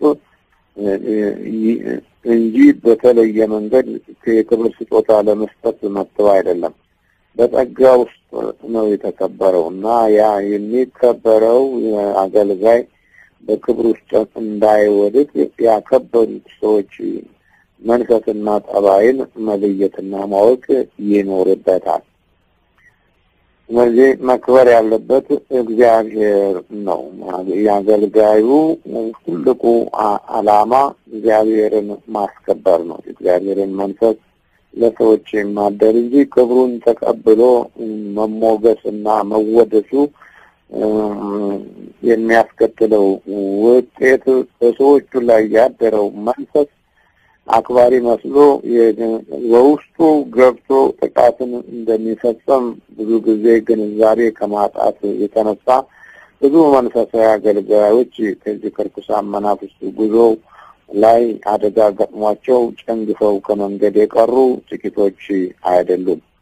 ስለዚህ አክባሪ ከሚመስሉ ሰዎች እና መንፈስ መጠንቀቅ አስፈላጊ ነው ማለት ነው። ትልቁ ፈተና በክብር ውስጥ የሚመጣው ኃይል የሚያደርሰው ጉዳት ነው። አክባሪ መስለው ወዳልሆነ አቅጣጫ የሚጠመዝዙ ሰዎች አሉ። አክባሪ መስለው ረዳት አማካሪ መስለው ወዳልሆነ የጥፋት መስመር የሚመሩ አሉ። እነዚህም ውስጥ በጾታ ሲለዩ ሴቶችን ወይም ወንዶች ሊሆኑ ይችላሉ። በብዛት አክባሪ የሚመስሉ የሴቶች መንፈስ በጣም አደጋ ሊያስከትል እንደሚችል ልናውቅና ልንረዳ ያስፈልጋል። ምክንያቱም የምንዋጋው ከተደበቀ ከክፉ መንፈስ ጋር ስለሆነ ለዚህ ነው ቅዱስ ጳውሎስ እኛ የምንዋጋው ከስጋና ከደም ጋር አይደለም በሰማያዊ ስፍራ ከነበረው ከክፉ መንፈሳዊ ሰራዊት ጋር ነው በማለት የተናገረው። ስለዚህ የጨለማ አበጋዝ የሆነው ክፉ መንፈስ በክብ ውስጥ ጠልፎ ለመጣል የሚያደርጋቸው ጉዞዎች ከባድ መሆኑን ልንረዳና ልንገነዘብ ይገባል። አክባሪ የሚመስሉ ክርስቲያኖችም ይህንን ግንዛቤ ውስጥ ማስገባት ይኖርባቸዋል። በአክብሮት ጥላ ውስጥ እንዲመጣ የሚችለውን ፈተና ከወዲሁ ካልተረዱት ለአገልጋዮች ታላቅ እንቅፋት ሊሆኑ ይችላሉ። አክባሪዎች በሶስት መንገድ ይታያሉ። አንደኛው ጸጋን አይተው የሚያከብሩ፣ ሁለተኛው በተፈጥሯቸው አክባሪ የሆኑ ሰዎች፣ ሶስተኛው ለተንኮል እና ለክፉ መንፈስ ስራ የሚያከብሩ ሲሆኑ ለክፉ እና ለተንኮል የሚያከብሩት ሳያውቁትም ሆነ አውቀውት በመናፍስት ጥበብ ጠልፎ ለመጣል የሚያደርጉትን ሴራ አገልጋዩ ካላወቀው በአጭሩ ጉዞው ይጨነግፋል፣ በአጭር መንገዱ ይዛባበታል ማለት ነው። ስለዚህ የአክባሪዎች ጠባያት በዚህ የተለያዩ ናቸው። በተፈጥሮ የሚያከብሩት ስለ ራሳቸው መንፈሳዊ ቅበላ እና የእግዚአብሔርን ክብር እንዲደርሳቸው ሲሆን ሌሎቹ ደግሞ የሚያከብሩት ጸጋውን አይተው ሊሆን ይችላል። በተንኮል የሚያከብሩት ተንኮሉን በውስጣቸው እንኳን ሳያውቁት በመናፍስቱ ሴራ ውስጥ በኩል አክብረው የዲያብሎስ አሰራር በእነሱ ሕይወትና ጠባይ ተገልጦ የተከበረውን አገልጋይ አሽመድምዶ ለመጣል በሚያቴር መንፈስ ውስጥ እንዲያልፉ መንፈሱ ያስገድዳቸዋል። ስለዚህ የክብር ጠባያቶች የእግዚአብሔርን ኃይልና ጸጋና ሞገስ የሚተናኮል ሆኖ አገልጋዩን ከክፉ መናፍስት ጥቃትና የጥቃት ዘዴ እንዳያመልጥ ያደርገውና መንገዱ ይጨነግፍበታል ማለት ነው። አምስተኛው ዝና የሚያመጣውን አደጋዎች መለየትና ማወቅ ያስፈልጋል። እዚህ ጋር የምናየው ነብይ በአንበሳ የተበላው የርኩሰት እንጀራ የበላው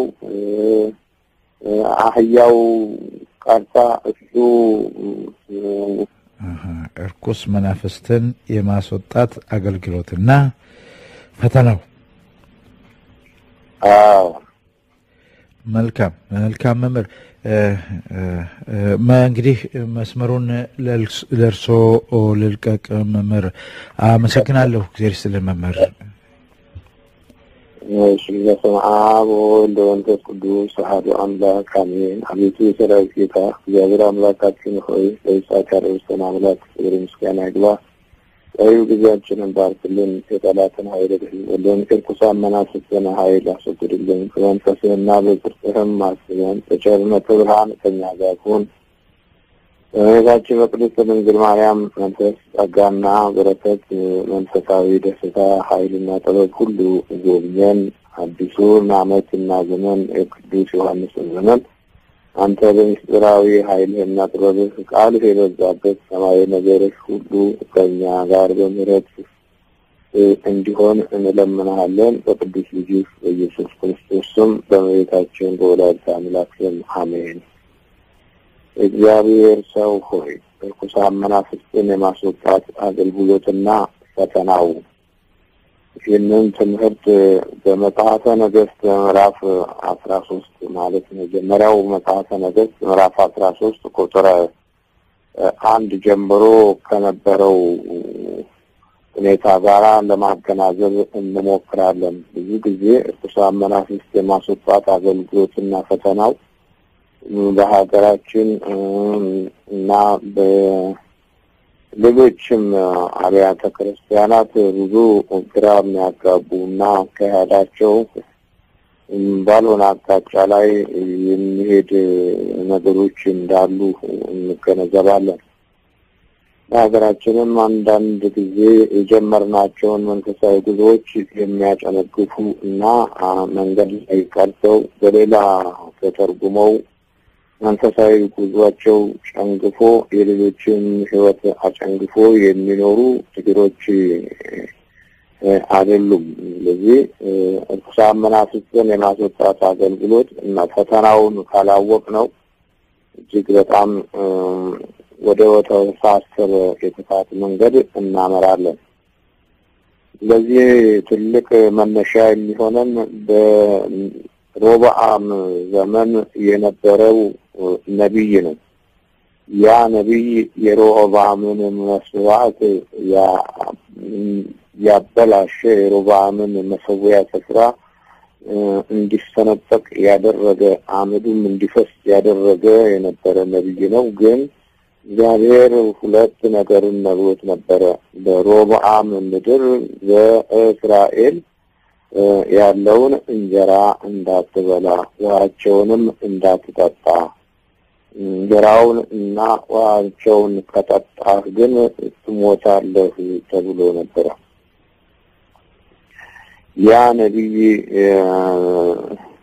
የሮብዓምን የመሰዊያ ክፍል ላይ ደርሶ መሰዊያ ሆይ ትፈሳለህ፣ ትሰነጠቃለህ፣ አመድህም ይፈሳል፣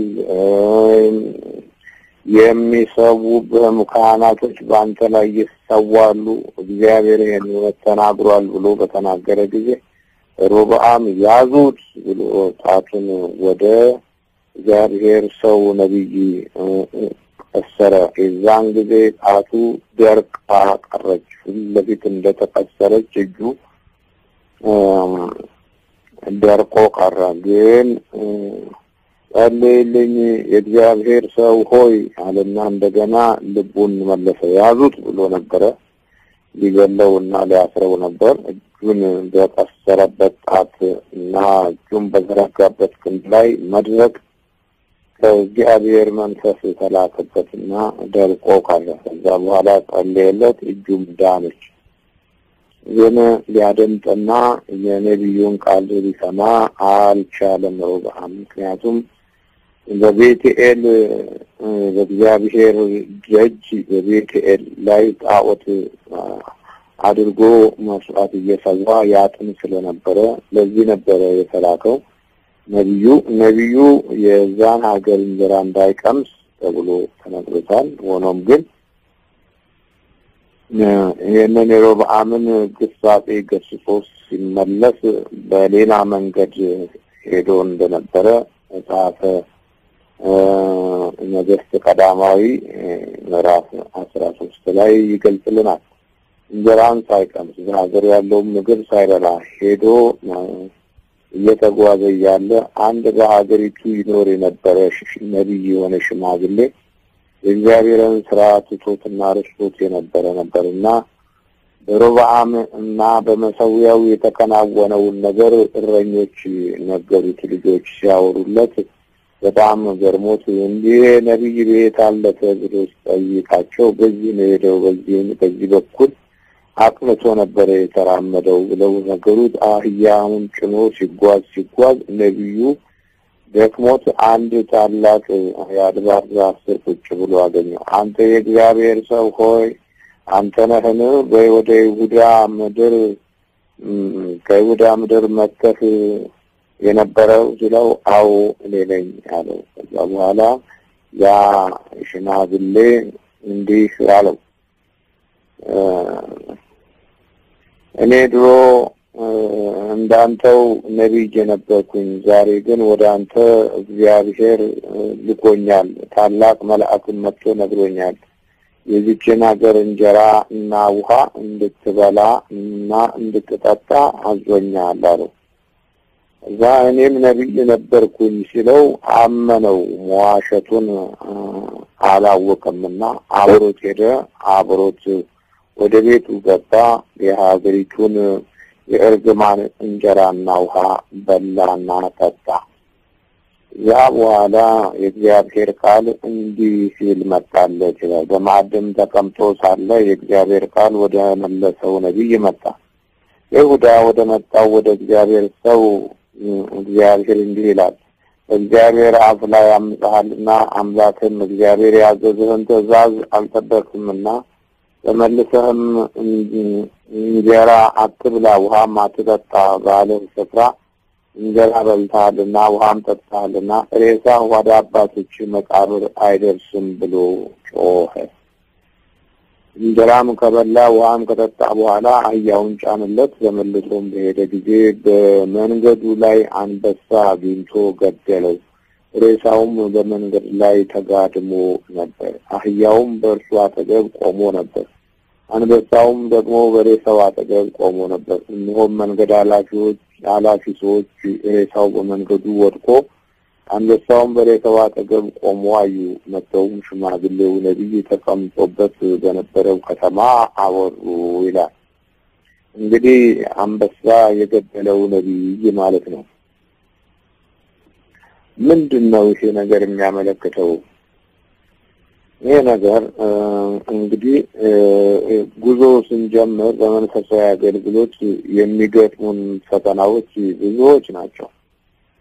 ስለዚህ እነዚህን ፈተናዎች የምናልፍበት በአብዛኛው በተለይም ርኩሳን መናፍስትን የማስወጣት አገልግሎትና ፈተናውን ካልተገነዘብነው በአካሄድም ሆነ በመንፈሳዊ ጉዞ ልምዳችን ውስጥ ዲያብሎስ ዘልቆ የማጥቃት ችሎታ አለው። የመጀመሪያው ትልቁ ፈተና አምልኮትና የጸሎት ሰዓት መኖር የሚገባውን በሚገባ አለመገንዘብ ነው። የአምልኮትና የጸሎት ሰዓት መኖር በጣም ከዋነኛ ፕሮግራም ውስጥ ዋናው ክፍል ነው።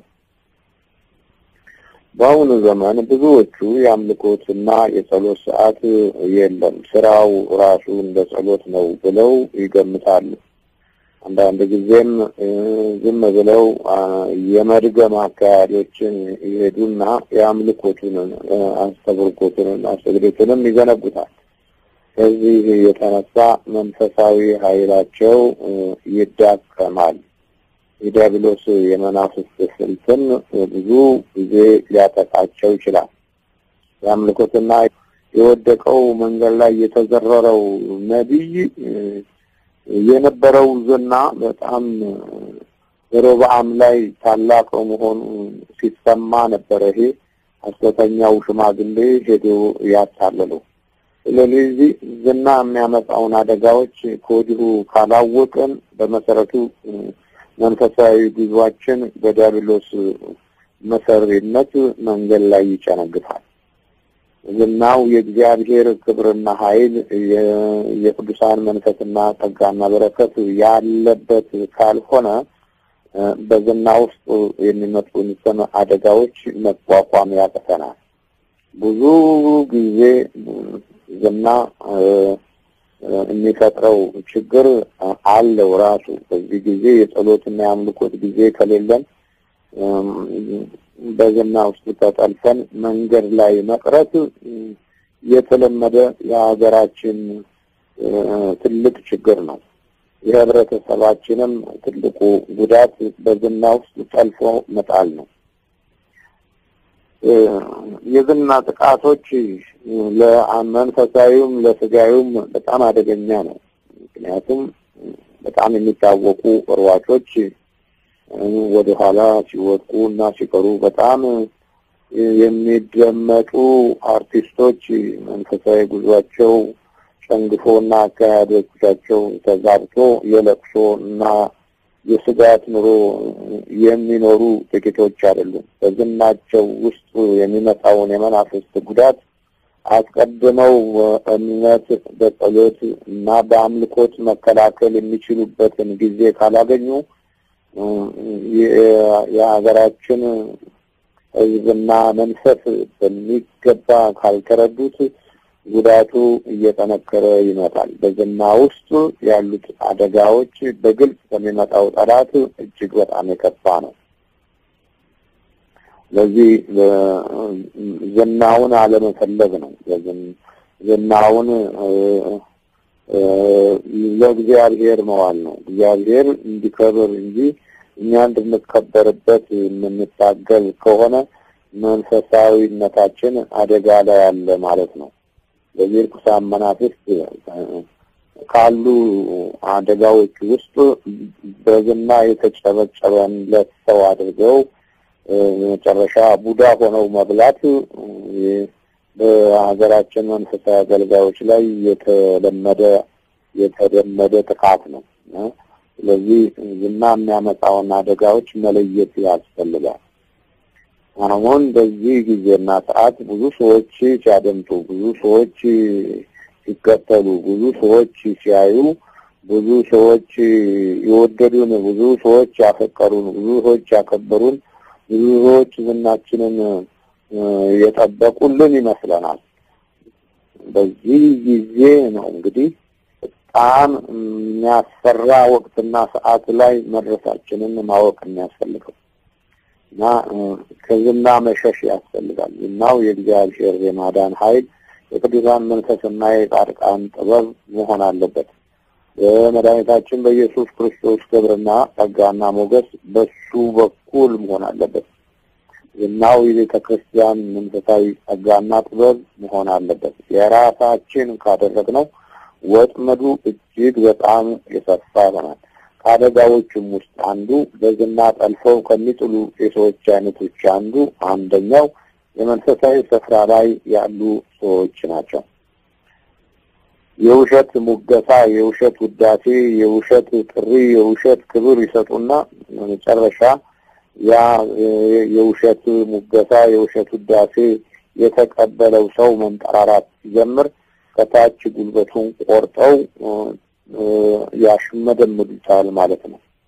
ስለዚህ ብዙዎቻችን በዚህ በዝና ውዳሴ ውስጥ ያሉት ችግሮች ለመንፈሳዊ አባቶች፣ ወንድሞች እና እንዲሁም እናቶች፣ እህቶች አደጋ ሆነው ብዙዎቹ ከመንገድ ላይ ቀርተዋል።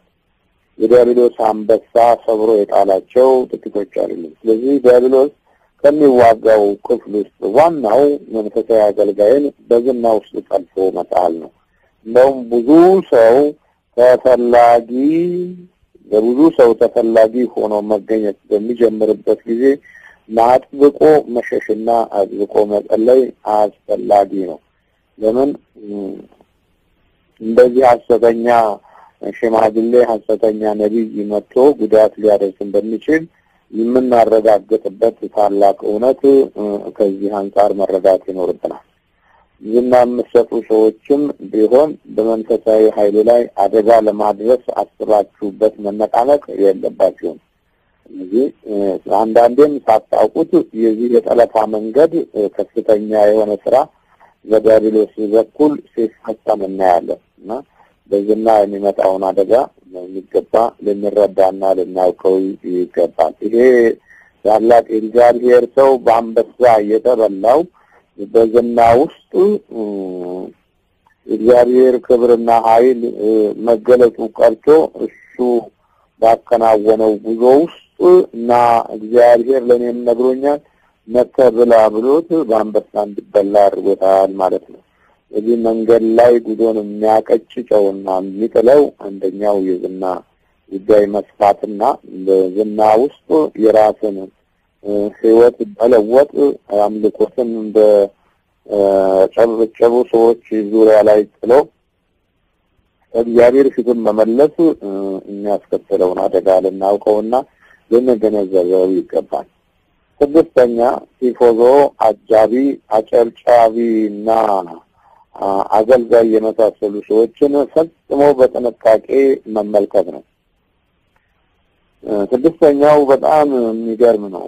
ብዙ በእግዚአብሔር ጸጋ ውስጥ ማለፍ የሚጀምርን አገልጋይ ከሚጎዱትና ከሚያጠቁት አንዱ በቲፎዞ መልኩ አጃቢዎችና ጨብጫቢዎች ከስሩ መሆናቸው ነው። እነዚህ አጃቢዎች፣ አጨብጫቢና አገልጋዮች የሚመስሉ ሰዎች ውስጥ የዲያብሎስ አሰራር በጣም ሊያደባ እንደሚችል ልንገነዘብ ይገባል። ብዙዎቹ ሲያጅቡን ብዙ መንፈሶች ከኋላችን እንዳሉ ልናውቅና ልንረዳ ልናስተውል ይገባል። ብዙ መንፈሳዊ አገልግሎት ሰጪዎች በሀገራችን ብዙ አጃቢዎች ሲኖራቸው የተወደዱ የተመረጡ እና በጣም ሰው ልብ ውስጥ የገቡ ይመስላቸዋል። በዚህ ውስጥ ያለውን ደባና ክፉ ተንኮሎች እስከ መጨረሻው ድረስ ሊያደቁ የሚችሉ የዲያብሎስ አንበሳ ጉልበተኞች በሰው ልብ ውስጥ እንደሚያደቡ ልናስተውል ይገባል። ለዚህ ሰዎች ሲያጨበጭቡልንና አጃቢዎች ሲሆኑልን በመሰረቱ በጣም አደገኛ አካሄድ ሊመጣ እንደሚችል የምንገነዘበው የአምልኮት ጊዜያችንን ይሻሙናል። አጃቢዎች ሲኖሩ የጸሎቱን ጊዜ ያባክኑብናል።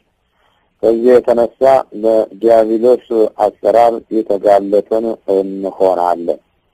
ያ ታላቅ ነቢይ ይህ ሽማግሌ መጥቶ ሲያጅበው እና ሲያዋክበው እግዚአብሔር በመልአኩ በኩል ነግሮኛል ሲለው ብቻ ወዲያውኑ ልቡ ተለወጠ። ለምን ሲባል የጸሎት ጊዜ አልነበረውም፣ የአምልኮት ጊዜ አልነበረውም። ሽማግሌውን ሰው በመልኩና በውበቱ በጢሙና በሪዙ አይቶት ወደ ቤቱ ሲገባ ያመጣን እንጀራ እንዲበላ ሲጋብዘው ሞቱን አልሞተለትም። በአንበሳ ተበልቶ ወድቆ መንገድ ላይ ተዘርሮ ሌሎችም እስኪፈሩና እስኪደነግጡ ድረስ አወዳደቁ የሚያስገርም ሆነ። መበላት የነበረበት አህያው እንጂ ነብዩ አልነበረም። አንበሳው ግን ነብዩን በልቶ አህያው አጠገብ ቆመ። ከአህያው ጋር ተጫወተ። አንበሳው የሚጫወት የነበረው ከነብዩ ጋር ነበር። አሁን በሚገርም ሁኔታ በአንበሳ ተበላ። ያመጣ እንጀራ ውስጥ ስለነበረ ያመጣ ዋጋ ውስጥ ስለገባ የእግዚአብሔርን ቃል ስለተወ ማለት ነው። ስለዚህ አጃቢዎች ብዙ ጊዜ የጸሎት ሰዓት በሚኖርበት ጊዜ ብዙ ማስተዋሎችና ብዙ መንፈሳዊ ግንዛቤዎች እንዲሁም የቃሉን ኃይል ለመመርመር እና ለምንናገረውም ሆነ ለምናስተምረው በቂ ጊዜ እና ሰዓት እናገኛለን። ያም በጸሎት የተጀመረና በአምልኮት ውስጥ ያለ ህይወት ከመሆኑ ጋር ተያይዞ ማለት ነው። በቀን ውስጥ 4 ወይ 5 ወይም 6 ጊዜ የጸሎት ሰዓት ቢያንስ በቀን 3 ጊዜ የጸሎት የአምልኮት ጊዜ መኖር በጣም አስፈላጊ ነው። ይሄ ከሌለ ግን በጣም የተወሳሰበ ነገሮች የህይወታችን ውስጥ ይገጥመናል። ከዲያብሎስ አሰራር ውስጥ ዋናውና ትልቁ የአምልኮትን የጸሎት ጊዜ ማዋከብ ነው። ብዙዎቹ አባቶች እና ብዙዎች ወንድሞች በመንፈሳዊ ነገር በሚነሱበት ጊዜ በዋከባ ጊዜያቸው ያልቃል። ዲያብሎስ በዚህ አሰራር ውስጥ ትልቁ እርምጃው የጸሎትን ሰዓት ማዘናጋት ነው። አሁን እዚህ የነበረው ነቢይ መሰዊያውንም ሰንጥቆ የመሰዊያውንም አመድ አፍስሶ የኢዮርብዓምንም ጣት አድርቆና መልሶ አስተካክሎ እንደገና በጸሎት የተመለሰ ነቢይ ነው። ግን እንጀራም አልበላም ውሃም አልጠጣም። የአምልኮት ጊዜ ስላልነበረው በአድባር ዛፍ ስር ቁጭ እንዳለ ሐሰተኛ የሆነ ሽማግሌ ነቢይ መጥቶ የለም የእግዚአብሔር መልአክ ብላ ብሎሃል ብሎ ሲነግረው አመነ። እንግዲህ በዚህ አይነት ሁኔታ ውስጥ የነበረው መንፈሳዊ ጉዞ የእግዚአብሔር ሰው ሆይ ይባል የነበረው የእግዚአብሔር ሰው አንበሳ ገደለው። አህያውን ሳይነካ እሱን ገሎ አጠገቡ የቆመ አንበሳ እናያለን። ለዚህ ዋናው ምክንያት ምንድነው ስንል የአምልኮት ጊዜን መስራት ነው። የአምልኮት ጊዜን መዘንጋት ነው። በሁለተኛ ደረጃ በግብዣና በምግብ አይነቶች መጠመድ ነው። ልክ እንደዚሁ በዘመናችን ብዙ መንፈሳዊ አገልጋዮች በምግብ ግብዣና ዙሪያውን በሚከቡ ሰዎች ስራ ውስጥ የምግብ አይነት ውስጥ መደበቅ ወይም በዛ መያዝ ብዙ መንፈሳዊ አገልግሎት ላይ ጉዳት ሊያመጣ ይችላል። ምክንያቱም ግብዣዎች ብዙ ችግር አለባቸው። አንደኛ የጋባዦቹ መንፈስና ጠባይ፣ ሁለተኛ ተጋባዡ ለአምልኮት ባልሰጠበት ጊዜና ሰዓት ውስጥ የሚመገበው እንጀራ የሚያስከትለው ውጤትና በመናፍስቱ አካሄድ ውስጥ እይታ ውስጥ የመግባት ጠባያቶቹ እጅግ በጣም ይወሳሰባሉ። በግብዣና በምግብ አይነቶች ዙሪያ ውስጥ ያሉ ነገሮች ዲያብሎስ ቀስ ብሎ ስር ሰዶ የሆዳምነትን ጠባይ እንዲይዝ ያደርጋል። ስለዚህ እርኩሳን መናፍስትን ለማስወጣት በግብዣ ክልል ውስጥ መደበቁ በጣም አደገኛ የሆነ አካሄድን ያመጣል። ዛሬ በእኛ በሀገራችን ብዙ እናቶች ብዙ እህቶች በመንፈሳዊ አገልግሎት ያሉ ሰዎችን እንዳይጎዱ፣ እንዳይቸገሩ፣ እንዳይራቡ በሚል አካሄድ ውስጥ መናፍስት ተደብቀው የተለየ ስራ እንደሚሰሩ ግንዛቤ ብዙዎቹ የላቸውም። በግብዣ ላይ ያለው የመናፍስት ስራ ተጋባዡን መንፈሳዊ አገልጋይ እያዳከመውና የሆዳምነት መንፈስ እየጨመረ እንዲመጣ ያደርገዋል። የምግብ አይነቱና ጠባያቱ ደግሞ የዛኑ ያህል እየበዛ በመጣ ቁጥር ለአምልኮትና ለጸሎት የሚሰጠው ጊዜ እየጠፋ ይሄዳል። ከዚህ አንጻር ርኩሳን መናፍስት የገመቱት ሰው ይሆናል ማለት ነው እና በቀላሉ በዲያብሎስ የጥፋት መንገድ ውስጥ ለመግባት በጣም ግልጽ ነው። እዚህ ላይ ይህ ታላቅ የእግዚአብሔር ሰው የነበረው ነቢይ አትብላ ያለውን የዛን ሀገር እንጀራ በላ፣ አትጠጣ ያለውን የዛን ሀገር ውሃ ጠጣ። የዛ ሀገር ውሃና እንጀራ በጣዖት የተመከለ በክፉ መንፈስ የተመረዘና ዲያብሎስ በዘመኑ የነበረውን የእስራኤልን እንጀራ ያረከሰበት ጊዜ ስለነበረ ነቢዩ ከዚህ ከክፉ ማዕድ እንዲካፈል አልፈቀደለትም። ስለዚህ በአምልኮት ውስጥ ስላልነበረ ነቢዩ የመጸለያ ጊዜ አላገኘም። ጊዜውን ዝም ብሎ በጉዞ ነው የጨረሰው። ከዚህ የተነሳ ውሸታም ነቢይ፣ ውሸታም ሽማግሌ ከፊቱ መጥቶ የጌታ መልአክ አዞኛልና መጥተህ በቤት ያለውን እንጀራና ውሃ ብላና ጠጣ አለው እና ከዲያብሎስ አሰራር ውስጥ እንግዲህ ሁለተኛው በግብዣ በኩል የሚገባው የመናፍስት ጉዳት ርኩሳን መናፍስትን ለማስወጣት ሆነም ለመለየት በጣም ያስቸግራል። ምክንያቱም በየሰዓቱ ጋባዦች መብዛት፣ የምግቡ አይነት እነዚህ መንፈሳዊ ሕይወት ላይ ጥቃትን የሚፈጽም ይሆናል እና ግብዣው አያስፈልግም ማለት ሳይሆን በመጠኑ መሆን ይኖርበታል። በጉዞ ውስጥ በመንፈሳዊ ጉዞ ውስጥ እህል እንጀራን እና ውሃን ብቻ የሚያይ ከሆነ ድካሙ እየበረታና እየጨመረ ስለሚመጣ የርኩሳን መናፍስትን ጥቃት ላይ የመንፈሳዊ ኃይሉ እና መንፈሳዊ ሞገሱ በምግብ አፍቃሪነት ይለወጣል። የገባዦቹም መንፈስና ተባይን የዛን ያህል የስለላ ጥፋት ይፈጽማል። ስለዚህ ረጅም የጥፋት ጉዳት ደርሶ ከመንገዱ ብዙዎች ሲጨናገፉ እናገኛቸዋለን። ሶስተኛ ርኩሳን መናፍስትን የማስወጣት አገልግሎትና ፈተናው የሚሆነው ከባቢ ሰዎች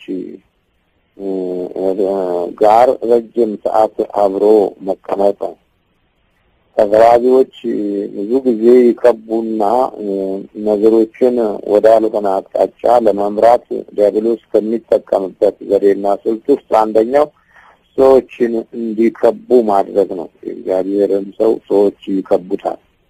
እግዚአብሔርን አገልጋይ ሰዎች ዙሪያውን ይከቡታል። ዙሪያውን በሚከቡበት ጊዜ የሰዎቹ አይነት፣ ጠባይ፣ መንፈስና ባህሪ እንደዚሁ የተለያየ ጥቃትን በመፈጸም የማይመለስ ይሆናል። ብዙ የከበቡ ሰዎች መመልከት ከእግዚአብሔር መንፈስ ዞር እንዲል ያደርገዋል።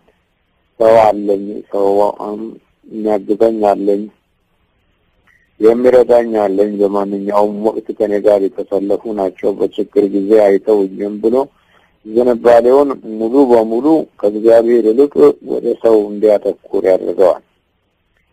ከዚህ አንጻር እዚህ ከኢየሩሳሌም የመጣው ሽማግሌ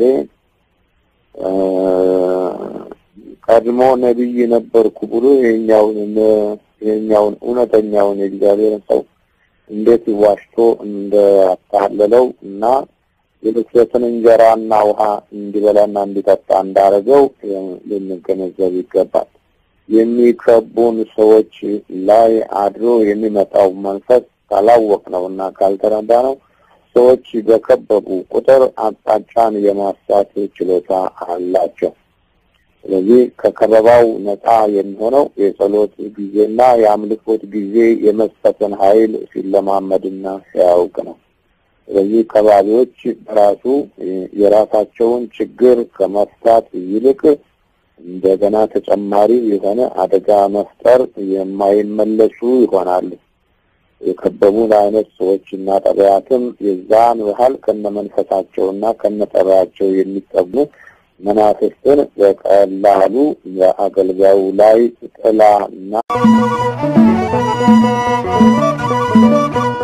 ጤና ይስጥልን ክቡራትና ክቡራን ውድ አድማጮች በመላው ዓለም ያላችሁ የልብ ለልብ ዝግጅት አድማጮቻችን በ1390 AM የራዲዮ ማሰራጫ አማካኝነት ከዚህ ከዋሽንግተን ዲሲ ከአቢሲኒያ ስቱዲዮ የሚተላለፈውን ዝግጅት ነው ያዳመጣችሁ ያላችሁት። ዝግጅታችን እንግዲህ ቀደም ብሎ የጀመረ ነው። አሁን ደግሞ ወደ ልብ ለልብ ዝግጅታችን እንመጣለን። የመምህር ግርማ መንፈሳዊ ትምህርት የምናዳምጥበት ዝግጅት ነው። እንኳን አደረሳችሁ ለአዲሱ የዘመን መለወጫ በዓልና እንዲሁም ከፊት ለፊታችን ላለው ለመስቀል በዓል ደግሞ እንኳንም በሰላም አደረሳችሁ እላለሁ። ከወዲሁ አያልቅበት ተሾመ ነኝ። ለኔ ያልሰራህ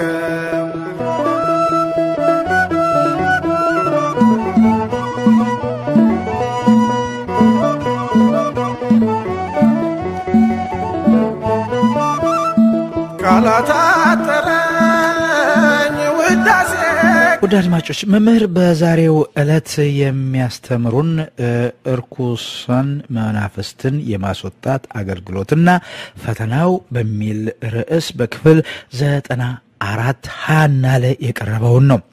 በሁለት ዝግጅት ዛሬ የመጀመሪያውን ክፍል የሚቀጥለው ሳምንት ቀጣውን እንሰማለን እናዳምጣለን። እጅግ በጣም ጠቃሚ ትምህርት ነው ካያችሁት።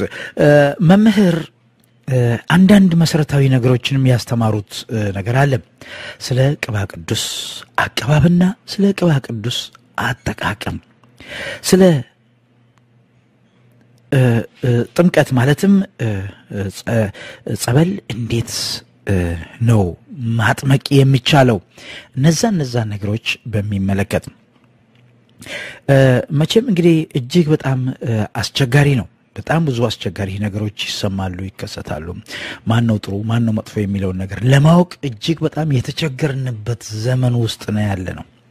በጣም እኔ ከተለያዩ ዓለማችን ክፍሎች የሚደውሉልኝ ስልኮች አሉ፣ የሚቀርቡልኝ የምሰማቸው ነገሮች አንዳንዶቹ እጅግ በጣም ያበሳጩኛል፣ ያናድዱኛል። እቺን ኦርቶዶክሳዊት ቤተክርስቲያናችንን ለመጣል ገዝግዞ ለመጣል የማይደረግ ጥረት የለም። በዚህ ቤተክርስቲያን ስም የማይሰራ መጥፎ ነገር የለም። እጅግ በጣም ነው ማዝነው። እጅግ በጣም መምህርን ስለ ቅባ ቅዱስ አስተምራለሁ ብለው ባሉ ጊዜ አዎ የቅባ ቅዱስ ጉዳይ አጠያያቂ ነው። አንዳንድ የምንሰማቸው አንዳንድ አባት ነን የሚሉ ሰዎች፣ ፈውስ አገልግሎት እንሰጣለን የሚሉ ሰዎች ቅባ ቅዱስ የሚቀባው እንዲህ ነው ብለው ወደ ተለያየ አቅጣጫ ምእመናንን እየወሰዱ ወደ ዲያብሎስ መንገድ ወደ ሰይጣን መንገድ እያስጓዙ ነውና ይሄ እንዴት ነው ብዬ ጠይቄያቸው ነበር። ምናልባት ሁለተኛው ክፍል ላይ የሚቀጥለው ሳምንት ላይ መምህር ያስተማሩትን ታገኙታላችሁ። ግን እሳቸው ቅባ ቅዱስ የሚቀባው ከወገብ በላይ ያለውን ቅባ ቅዱስ መቀባት ይቻላል ሰው። በአብዛኛው ደግሞ መንፈስ እዚህ ልብ ውስጥ ስለሚቀመጥ ልብ አካባቢ፣ ራስ ላይ፣ ፊት ላይ፣ እጆችን፣ ወገብን፣ ትከሻን እነዛን ነገሮች መቀባት ይቻላል። ከወገብ በታች መውረዱ ግን ሌላ ችግር ሊያመጣ ይችላል።